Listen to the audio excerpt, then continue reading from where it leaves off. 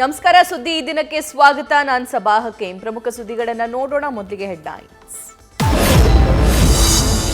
ರಾಮ ಮಂದಿರ ಉದ್ಘಾಟನೆ ವೇಳೆ ಗೋದ್ರಾ ರೀತಿ ಹತ್ಯಾಕಾಂಡ ನಡೆಯುತ್ತೆ ಅಂತ ಭೀತಿ ಹುಟ್ಟಿಸಿದ ಬಿಕೆ ಹರಿಪ್ರಸಾದ್.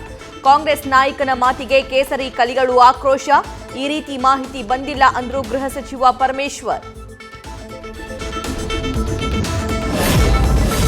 ಹಿಂದೂ ರಾಷ್ಟ್ರವಾದರೆ ಅದರಂತಹ ದೊಡ್ಡ ಅಪಾಯ ಮತ್ತೊಂದಿಲ್ಲ. ನಮ್ಮ ದೇಶ ಪಾಕಿಸ್ತಾನ, ಅಫ್ಘಾನಿಸ್ತಾನದಂತಾಗುತ್ತೆ. ದಾವಣಗೆರೆಯಲ್ಲಿ ಯತೀಂದ್ರ ಸಿದ್ದರಾಮಯ್ಯ ವಿವಾದಾತ್ಮಕ ಹೇಳಿಕೆ.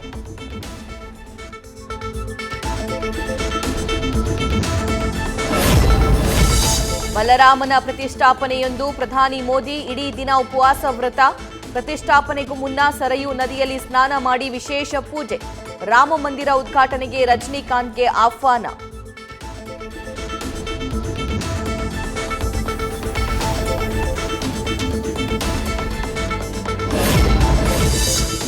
तीसरी बार मोदी सरकार, अब की बार 400 पार. 2024 ಲೋಕಸಮರಕ್ಕೆ ಕೇಸರಿ ಪಡೆಯಿಂದ ನೂತನ ಘೋಷವಾಕ್ಯ.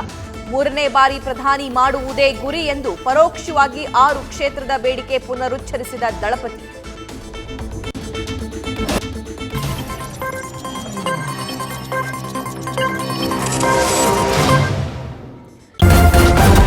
ನ್ಯೂಸ್ ಫಸ್ಟ್, ನಿರ್ಭೀತಿಯಿಂದ ನಿಮ್ಮ ಪರವಾಗಿ.